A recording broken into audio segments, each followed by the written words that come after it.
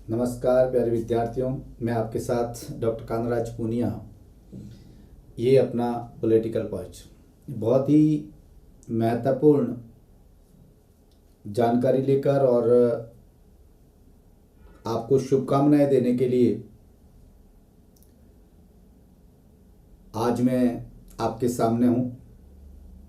सबसे पहले तो higher education assistant professor Rajasthan Lok Seva आयोग की जो भर्ती थी उसका थर्ड पेपर हो चुका है।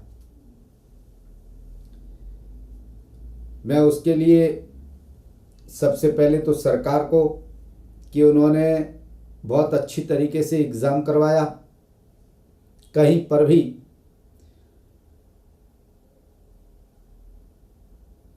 नकल की प्रॉब्लम, जिसको बहुत बड़ी प्रॉब्लम है आज के टाइम में, वो नहीं हुई। दूसरी बात, उन विद्यार्थियों को बहुत बहुत शुभकामनाएं देता हूं जिन्होंने असिस्टेंट प्रोफेसर के एग्ज़ाम में बैठे।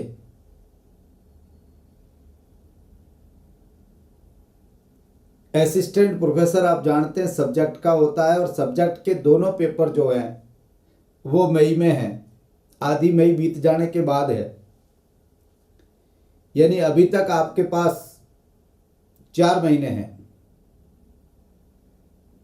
सब्जेक्ट को तैयार करने के लिए।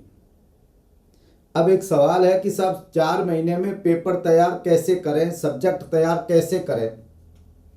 और बहुत सारे स्टूडेंट ऐसे भी हैं जो जीके का एग्ज़ाम दे रहे थे, पहले आरएस वगैरह का दे रहे थे, सेकंड ग्रेड का दिया, थर्ड पेपर बहुत बढ़िया हो गया।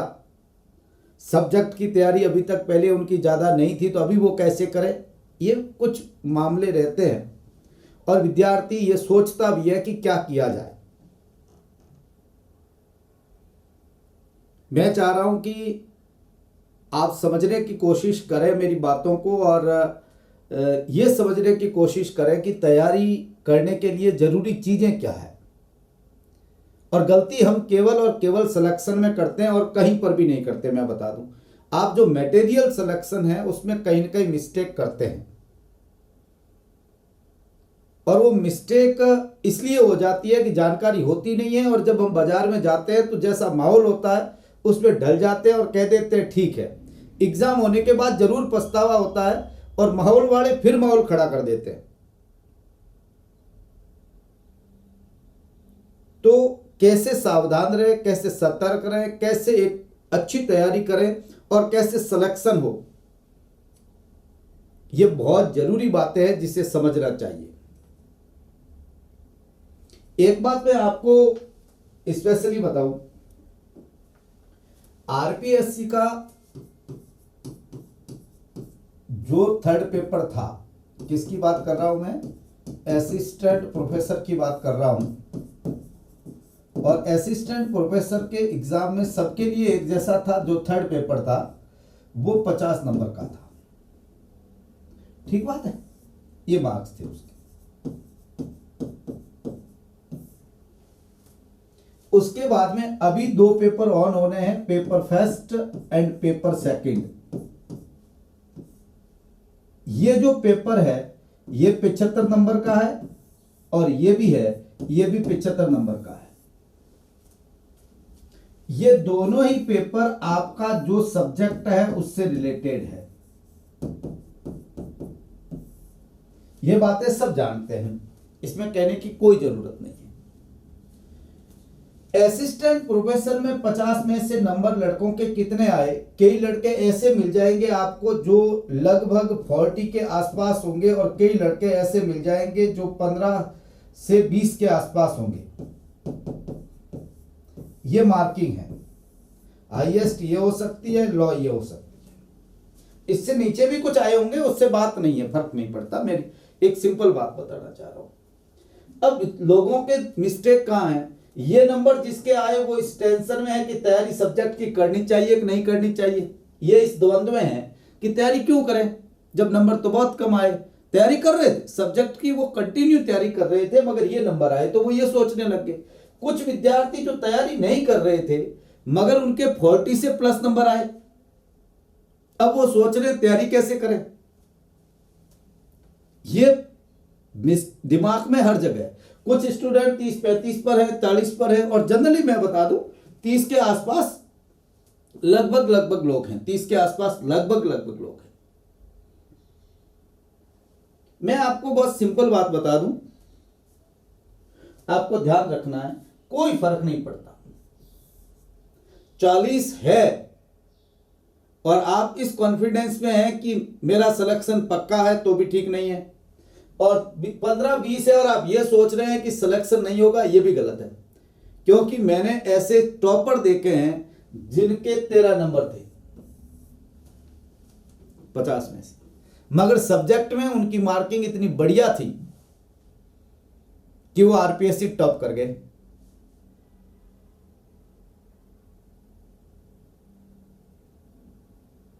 अब आपको क्या करना चाहिए? मैं कह रहा हूं आप इन चीजों को यहां भूल जाएं। यदि आप इतने दिन तक सब्जेक्ट पढ़ रहे थे तो अभी आपको सब्जेक्ट 4 महीने तक आगे और बढ़िया से पढ़ना चाहिए। उसमें किसी प्रकार का इटबट दिमाग में विचार लाना नहीं चाहिए। बहुत बढ़िया हुआ पेपर, बहुत अच्छी बात है, और यदि पेपर में ये नंबर है तो भी कोई गलत नहीं है। आप बहुत अच्छा कर सकते हैं, आप टॉपर हो सकते हैं। मेरा कहने का मतलब इन लोगों के नंबर वाले सिलेक्शन नहीं होंगे और यही सिलेक्शन होंगे, ये कोई बात है ही नहीं, क्योंकि 50 नंबर का था और अभी आपके पास में जो नंबर है वो ये है और प्लस आपका इंटरव्यू है, ये आपके पास है अभी, और मायने रखते हैं। स्कूल लेक्चर में मैं मानता हूं मायने रखता है, स्कूल लेक्चर में जीके मायने रखता है, क्योंकि जीके और सब्जेक्ट के साथ भी 30 सवाल साइकोलॉजी के होते हैं, बहुत मायने रखता है। परंतु हायर कॉलेज एजुकेशन में यह मायना नहीं रखता। मैं आपको बता दूं, जीके का पेपर अच्छा हुआ है बुरा हुआ, इससे मायने बहुत कम निकलते हैं। दूसरी बात, मिनिमम मार्क का कोई शर्त नहीं है, कोई प्राप्त करना जरूरी नहीं है कि आप इतने नंबर प्राप्त करें, ऐसा भी कोई शर्त नहीं है। यह आपको बात बहुत अच्छी तरीके से समझनी चाहिए।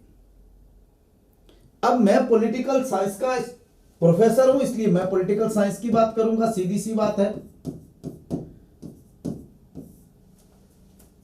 मैं विद्यार्थियों को एक बात कहना चाह रहा हूं, जो आपके पास प्रेजेंट टाइम मैटर है और जो पढ़ रहे थे पहले से, आप उसी मैटर को टारगेट करें, दूसरे को टारगेट करने की जरूरत नहीं है।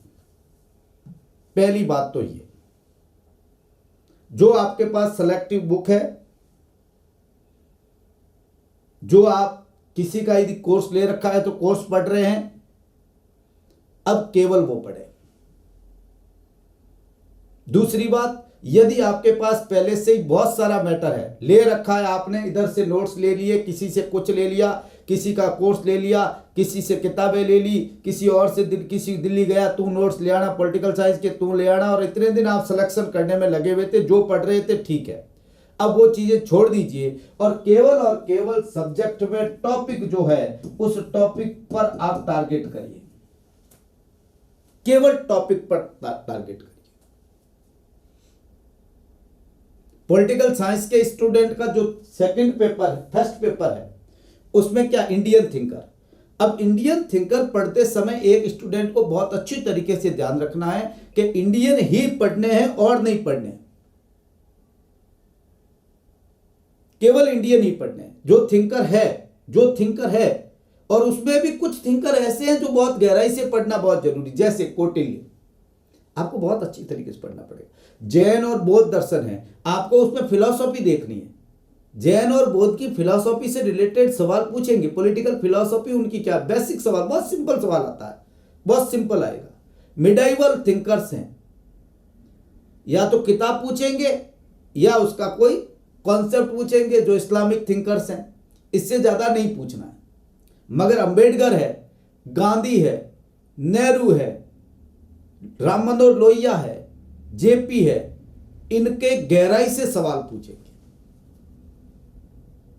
बहुत गहराई से आपको इन चीजों को समझना पड़ेगा। और जैसे लोहिया जैसे है तो इनकी प्रैक्टिकल पॉलिटिक्स से भी सवाल पूछ सकते हैं। ये आपको ध्यान रखना पड़ेगा, मुझे कौन सा कैसे पढ़ना है।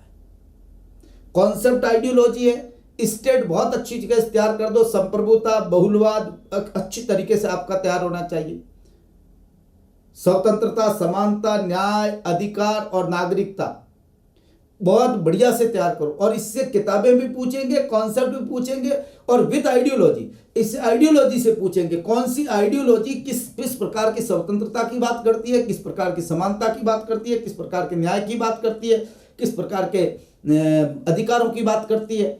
ये इसके साथ कंपेरेटिव पढ़िए, कंपेरेटिवली पढ़िए, और बहुत अच्छी तरीके से ये जो आपका फर्स्ट पेपर है उसमें है पढ़ना है।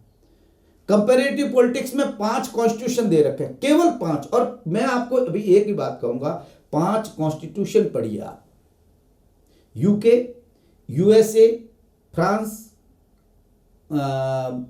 चाइना और कनाडा। कनाडा का कॉन्स्टिट्यूशन तो आपको पता, आपको समझ में ऐसे ही आ जाए, कुछ चीजें हैं। अब कनाडा का है, आप गैप करिए, कंपेरेटिवली आप इंडिया के साथ हर चीज को कंपेयर करिए कि क्या फर्क है। टेबल वर्क बहुत बढ़िया करना पड़ेगा, टेबल पर मैटर कम हो और टेबल वर्क ज्यादा हो, ये बहुत जरूरी है। और इंडियन कॉन्स्टिट्यूशन जो है वो पूरा, मैं आपको कह दूं, union government, state government and local government तक पूरा पढ़ना है। भले ही लोकल गवर्नमेंट बाद में आगे चली गई सेकंड पेपर में, पर फर्क कुछ नहीं पड़ता है आपका उससे। ईस्ट इंडिया कंपनी से लगाकर, यानी आप ये मान लें कि 1773 से, बाकी वाला पहले थोड़ा थोड़ा ध्यान रहे तो कोई बात नहीं, 1773 से लगाकर जो कॉन्स्टिट्यूशनली रिफॉर्म हुए हैं, रेगुलेटिंग एक्ट से, वो पूरे के पूरे आपको बहुत अच्छी तरीके से एक एक चीज को कैसे हो उसमें समझना ही है, ये क्यों था, समझ बहुत जरूरी है। रटना मत, रटना शुरू कर दिया तो गड़बड़ हो जाएगी कहीं भी आप। और दूसरी बात बता दूं, इससे रिलेटेड कुछ सवाल ऐसे आते हैं आजकल जो विद्यार्थियों, कोई स्टूडेंट जवाब नहीं दे पाता है, हम टारगेट नहीं करना है उन्हें। जैसे पिछली बार पूछ लिया, नियम समिति के सदस्य निम्न में से कौन नहीं था। अब नियम समिति के सदस्यों का नाम कौन रटता है? मेरे ख्याल से तो नहीं रट पाओगे आप। आपको पूछ लेंगे इस बार मौलिक अधिकार उप समिति के अध्यक्ष सदस्य कौन कौन नहीं थे या कौन थे, तो ये सवाल आपसे नहीं होगा। अध्यक्ष पूछ लेंगे, हम कर लेंगे। तो कई बार कुछ सवाल ऐसे होते हैं जो गलत करने के लिए ही होते हैं, सच बात यह है, वो गलत करने के लिए ही होते हैं। उस पर आप टारगेट करेंगे तो या तो टोरा ठोकोगे, एक हाथ सही हो जाएगा तो 2-4 गलत भी हो जाएंगे, मगर रिजल्ट उसका कुछ नहीं। इंटरनेशनल पॉलिटिक्स के थ्योरी है, मैं आपको बता दूं, थ्योरी से 2 बातें मैंने देखी है। एक तो सवाल बड़ा सिंपल आता है समझ का, बहुत सिंपल, क्योंकि इंटरनेशनल पॉलिटिक्स न्यू सब्जेक्ट, और दूसरा किताब से रिलेटेड सवाल पूछते तो बड़ा गहराई से पूछते हैं। निशस्त्रीकरण और उससे रिलेटेड जितने भी फैक्ट्स हैं, एग्रीमेंट्स हुए, उनको आप अच्छी तरीके से देख लें। कौन से देश शामिल थे, क्या एग्रीमेंट था, किससे रिलेटेड था, सीटीबीटी, एनपीटी वगैरह, ये जो है, और आज के टाइम में जो संधियां है मॉडर्न, उसको भी आप क्लियरली बहुत अच्छी तरीके से देखें विथ रीजन, ताकि कोई व्याख्या का सवाल आए तो वो आपसे गलत नहीं हो। ये बहुत जरूरी बात है। अब इसमें मैं बता दूं, मेरा पॉलिटिकल पॉइंट जो है वो पूरा केवल और केवल ये जो निशस्त्रीकरण वाला टॉपिक है, ये अभी होने हैं, वो हो जाएंगे अभी इस महीने, बाकी पूरा हो चुका है। उसमें जैसे एक कमला देवी चट्टोपाध्याय को छोड़ रखा है, वो मैं करवा दूंगा, है ना। बाकी सब अपने अच्छे से करवा चुका हूं मैं, उसमें कोई किसी प्रकार का कोई प्रॉब्लम नहीं है। दूसरी बात, वेस्टर्न थिंकर जो इसमें है, सेकंड पेपर जो है, इसमें सबसे पहले वेस्टर्न थिंकर है। वेस्टर्न थिंकर बहुत जरूरी नहीं बल्कि पॉलिटिकल साइंस की आत्मा है, मैं आपको बता दूं, बहुत जरूरी बात है। पॉलिटिकल साइंस के पढ़ने वाले विद्यार्थी के वेस्टर्न थिंकर बहुत अच्छे होने चाहिए और बहुत ही कनेक्टेड, जुड़े हुए होने चाहिए कि ये थिंकर क्या है, इसमें कमी क्या है, ये क्या कहता है, ये स्टेट को क्या मानता है, और हर चीज को उसको कंपेयर करके आप बढ़िया से देख लोगे तो मैं बताऊं, वेस्टर्न थिंकर बढ़िया होंगे तो आपकी आइडियोलॉजी बढ़िया हो जाएगी, आपका कॉन्सेप्ट बढ़िया हो जाएगा, आपकी थ्योरी बढ़िया हो जाएगी, कोई प्रॉब्लम नहीं आएगी। और पढ़ने भी सबसे पहले वेस्टर्न थिंकर चाहिए। मैं कई बार कहता हूं, सबसे पहले वेस्टर्न थिंकर पढ़ो, फिर आप उसमें आइडियोलॉजी पढ़ो, फिर कॉन्सेप्ट पढ़ो और फिर थ्योरी पढ़ो। लोग पहले थ्योरी पढ़ना शुरू करते हैं, स्टार्ट में राजनीतिक सिद्धांत का अर्थ समझ में आता ही नहीं। क्यों? आप उल्टे पढ़ोगे तो कैसे समझ में आएगा? पहले थ्योरी आप स्टार्ट करिए, वो आप करिए थिंकर से, थॉट से करिए, ताकि कम से कम थॉट बैठे कि हाँ ये लोग ऐसे सोचते हैं, ये पॉलिटिकल थॉट होता क्या है, क्यों इसको पॉलिटिकल फिलॉसफी बोलते हैं, ये बातें समझ में आने लग जाएगी। दूसरा, पॉलिटिकल थ्योरी में जितने टॉपिक दे रखे हैं सिलेबस में, मैं देख रहा हूं ये सब पॉलिटिकल थ्योरी के साथ बहुत ही अच्छे से जुड़, जैसे राजनीतिक सिद्धांत क्या है, राजनीतिक सिद्धांत का पतन क्या है, उत्तर व्यवहारवाद क्या है, व्यवहारवाद क्या है। अरे भाई, व्यवहारवाद से उत्तर व्यवहारवाद में जाना ही तो पतन है, उसको ही तो वो कहते हैं कि ये पतन है। व्यवहारवादी कहते हैं ये राजनीतिक सिद्धांत का पतन हो गया, वापस मूल्यों को स्वीकार कर लिया और कुछ है ही नहीं। फैक्ट एंड वैल्यू, विवाद क्या है, सिस्टम अप्रोच क्या है, यहां डाल रखा इन्होंने सिस्टम अप्रोच पॉलिटिकल थ्योरी में। ऐसे ही कंपेरेटिव पॉलिटिक्स का है ना, स्ट्रक्चरल फंक्शनल अप्रोच क्या है, ये कंपेरेटिव पॉलिटिक्स की थ्योरी है। ग्रुप थ्योरी, सीधी सी बात है, व्यवहारवाद पढ़ने वाले को ग्रुप थ्योरी पढ़नी पड़ेगी। Elite theory, rational choice theory और नेशनलिज्म। नेशनलिज्म बड़ा सिंपल टॉपिक है, यदि आपके दिमाग में बहुत भावुक इमोशनल टॉपिक है, ये यदि जिसने थोड़ा बहुत ढंग से देख लिया है उसमें कहीं गलत होने जैसी कोई बात नहीं है। बस इसमें यह है कि इसकी अंडरस्टैंडिंग होनी चाहिए, समझ बहुत अच्छी। आपको समझ में आ गया कि बहुलवाद में और ग्रुप थ्योरी में क्या फर्क है, व्यवहारवाद कैसे ग्रुप थ्योरी से व्यवहारवाद में गए, बेटले ट्रूमैन की थ्योरी जो ग्रुप थ्योरी है वो कैसे व्यवहारवाद में गई, ये आप थोड़ा सा गैप समझ लोगे, बहुत कम है। हाँ, इसमें गैप जो है वो गैप समझने की बात है, जो गैप समझ लेगा, रटने का कोई इसमें है ही नहीं, कुछ फैक्ट ही नहीं है कि आप रटे बार बार लिखें। पॉलिटिकल साइंस मैंने आपसे कहा है, पॉलिटिकल साइंस रटने का नहीं है, पॉलिटिकल साइंस केवल और केवल पढ़ के उसको रिवीजन समझो और रिवीजन करो, कम पढ़ो बार बार पढ़ो। यह पॉलिटिकल साइंस के सिलेक्शन का आधार है, इसके बिना सिलेक्शन नहीं होते, मैं आपको बता दूं। केवल पढ़ लिया बहुत सारा मैटर, मैंने इतनी सारी पढ़ा, फिर वो मेंटली एग्जाम जैसे जैसे ऊपर आता है वो प्रेशर होता है, उसके ऊपर दबाव। क्यों? क्योंकि पहले तो वो कहना मान रहा तू क्या पढ़ रहा है, मैं क्या पढ़ रहा हूं। नहीं, अब आपका वो टाइम नहीं रहा। स्कूल लेक्चर वाले भले ही वो ऐसा करें तुम क्या पढ़ रहा है, मैं क्या पढ़ रहा हूं, मगर कॉलेज एजुकेशन की तैयारी करने वाले, असिस्टेंट प्रोफेसर की तैयारी करने वालों को अब बाढ़ से बंद कर देना चाहिए।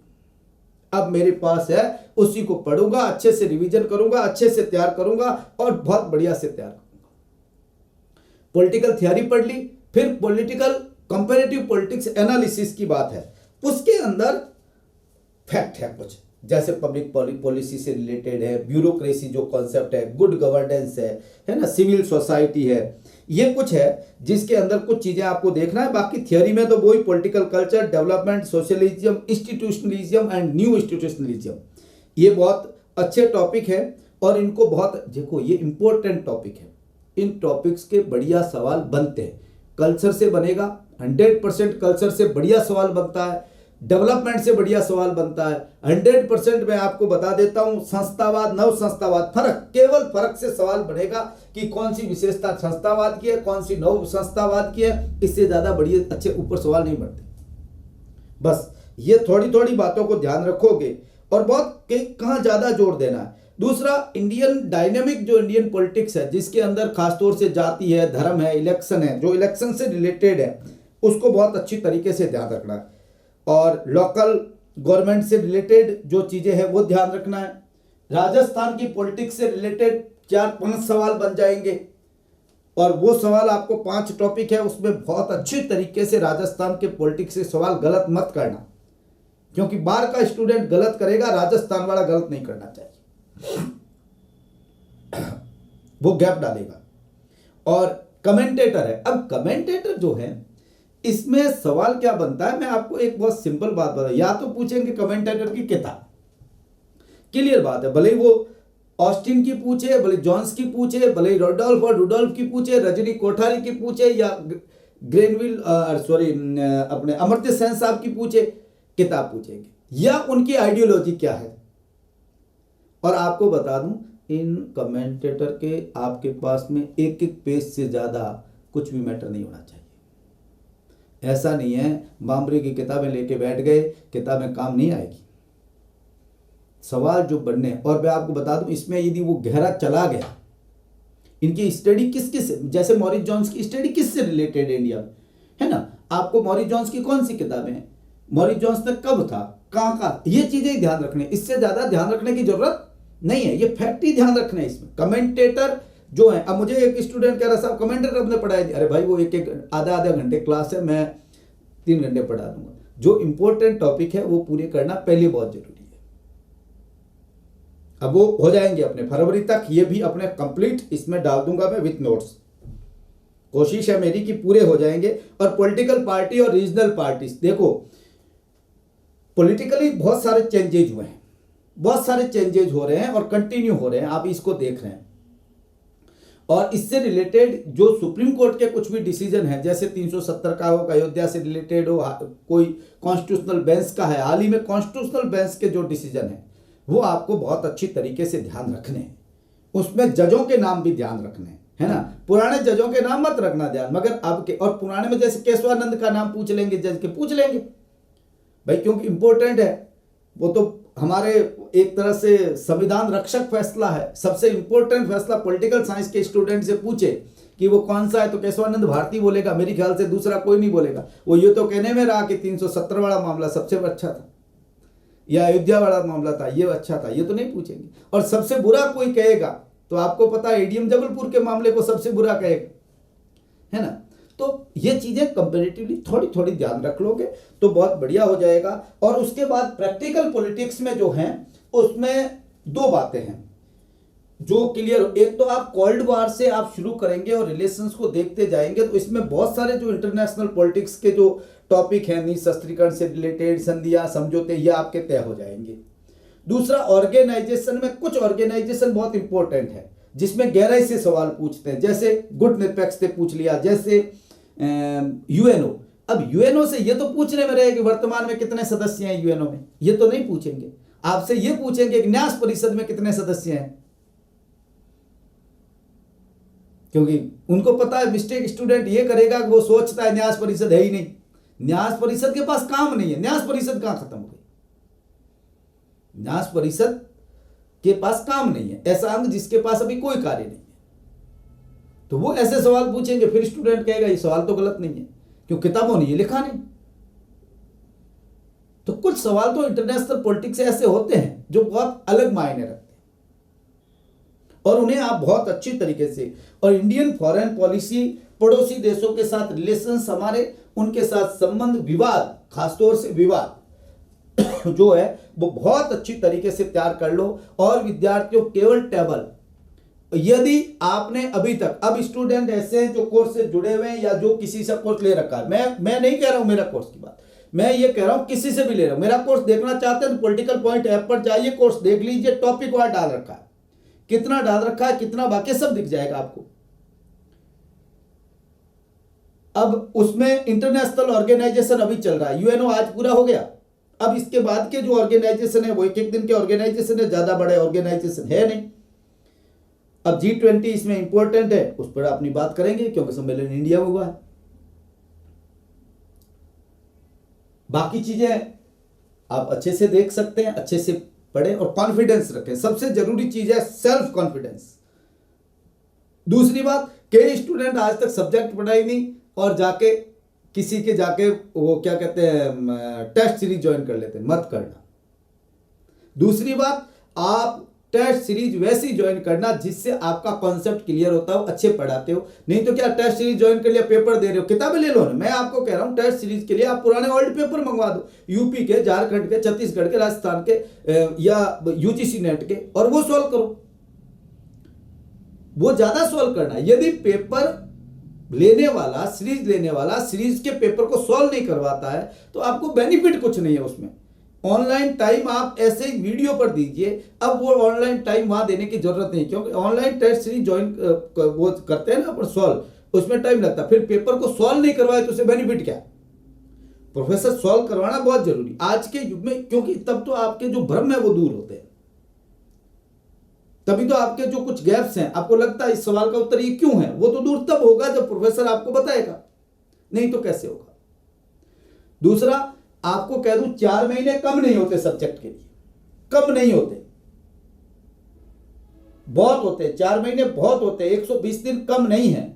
और 120 दिन के अंदर यदि कोई स्टूडेंट इस स्थिति में है, 30 से प्लस है और किसी में है, फर्स्ट पेपर में मैंने कहा, थर्ड पेपर में, वो किसी स्थिति में है और तैयारी करना चाहता है, मैं कहता हूं उसे कूद जाना चाहिए। और विद्यार्थियों, जो हाई रिस्क लेगा और कूद जाएगा वो सफल हो जाएगा, मगर कूदना के लिए टाइम लगाना और सोचने की जरूरत नहीं है।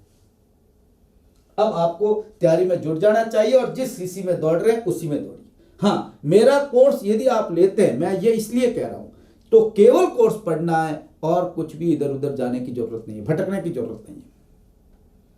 मैंने जो टॉपिक करवाए हैं उसको अच्छे से करिए, उसके साथ दूसरे टॉपिक जो है वो अपने फरवरी तक पूरे हो जाएंगे कंप्लीटली। मैं नोट सहित आपको दे दूंगा ऑनलाइन, आप प्रिंट निकालिए और पढ़िए। मेरे खुद के नोट्स हैं, जो मैं पढ़ाता हूं उसी के ही नोट्स हैं, कोई नोट्स बाहर से कॉपी करके कहीं से कहीं ले आया ऐसी नहीं है। और दूसरा आपको बता दूं, कई लोग कहते हैं एंड्रयू हेविड की किताब पढ़ लो, ये कहते हैं वो पढ़ लो, अरे मत फंसो दोस्त।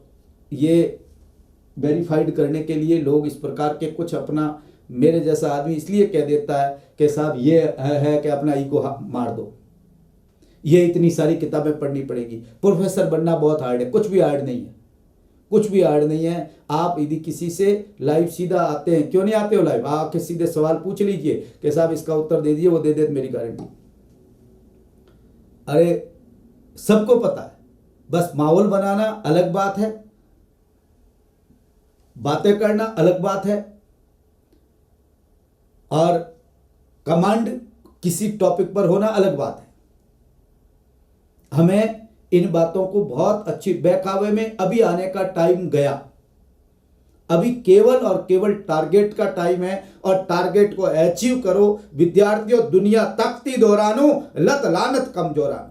दुनिया शक्तिशालियों की पूजा करती है और कमजोरों को दुत्कारती है।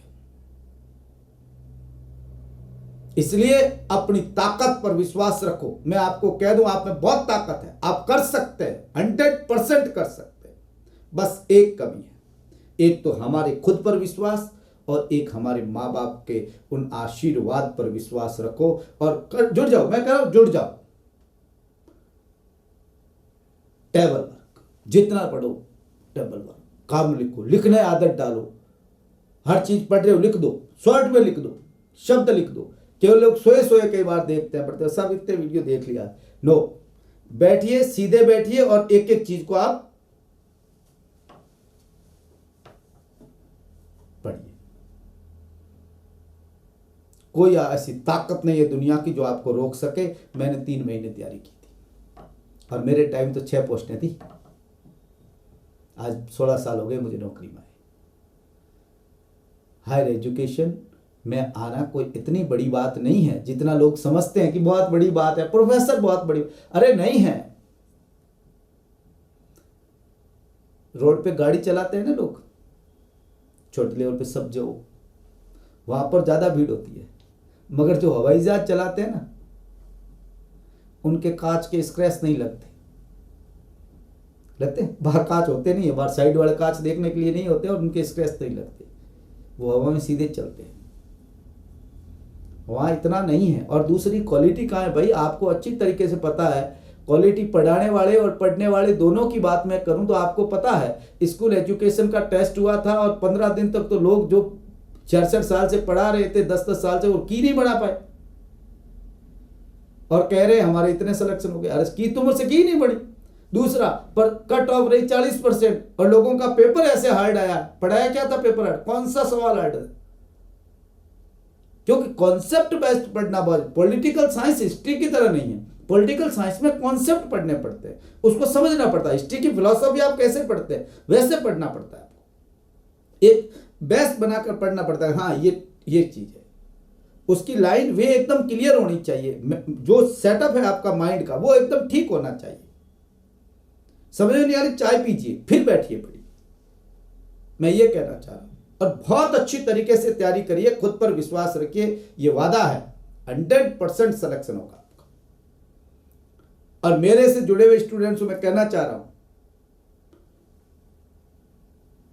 अब केवल इसी कोर्स को टारगेट करो और किसी पर नहीं, मेरी गारंटी है ये। और आपको देखना है तो मैं आपको बता दूं, कोर्स शुरू करने के बाद 2 नेट हो चुकी है लड़कों की, 2 नेट हो चुकी है जून और दिसंबर की। आप उनसे पूछ लीजिए और कोर्स में देख लीजिए, मैंने जो पहले टॉपिक कराया, एक भी टॉपिक में सवाल बाहर गया तो मुझे कहिए सर ये नेट का सवाल आपके नहीं आया। और बाकी के भी कोर्स है उसमें भी देख लीजिए कितने आए, वेरीफाइड करिए ना। मैं तो कहता हूं स्टूडेंट को वेरीफाइड करिए। यूपीएससी का पेपर हुआ, 22 सवाल पॉलिटिकल साइंस के थे। मैंने स्टूडेंट को कहा आप एक बताइए मुझे कि मेरे कोर्स से बाहर है। मैं ये नहीं कह रहा हूं कि पेपर मैंने बनाया है, पर मैं ये कह रहा हूं कि जब आप कॉन्सेप्ट बेस्ड पढ़ा रहे हैं तो वहां गलती होने की संभावना नहीं रहती है। जब आप किसी चीज को समझा रहे हैं तो समझा हुआ स्टूडेंट कितना भी समझ, दुनिया को हम पूरी को समझ सकते हैं, कोई सवाल गलत नहीं करेगा। और रटाया है तो उसके ऊपर केवल ये मेमोरी कार्ड नहीं है, माइंड कोई मेमोरी डाटा सेंटर नहीं है कि आप इसमें बहुत सारे डाटा भर दोगे। ये डाटा सेंटर नहीं है, ये इसमें अंडरस्टैंडिंग पैदा, समझ बहुत जरूरी है। और इसी आधार पर पढ़िए, मैं ज़्यादा टाइम नहीं लूँगा। और मेहनत करिए, कोशिश करिए अपनी, और कोशिश ऐसी होनी चाहिए कि ये कोशिश केवल समर्पित करो तो खुदा को करो, ऐसी कोशिश करो। बहुत बहुत धन्यवाद विद्यार्थियों, ज़्यादा टाइम नहीं, केवल यही बात है कि आप अच्छे से मई तक तैयारी करें, बहुत अच्छे से तैयारी करें, बहुत अच्छे से पढ़ें। और आप मार्च तक अपना कोर्स पूरा कर लें, अप्रैल में रिवीजन करें, मई में फिर रिवीजन करें, कॉन्फिडेंस बढ़ेगा। कॉन्फिडेंस के लिए तैयारी करें, ये बहुत जरूरी। और सेलेक्टिव पढ़ें, और वही पढ़ें जो अभी आप तक पढ़ रहे हैं। इधर उधर भटकाव अभी पैदा करना ज़्यादा ठीक नहीं रहेगा। Thank you.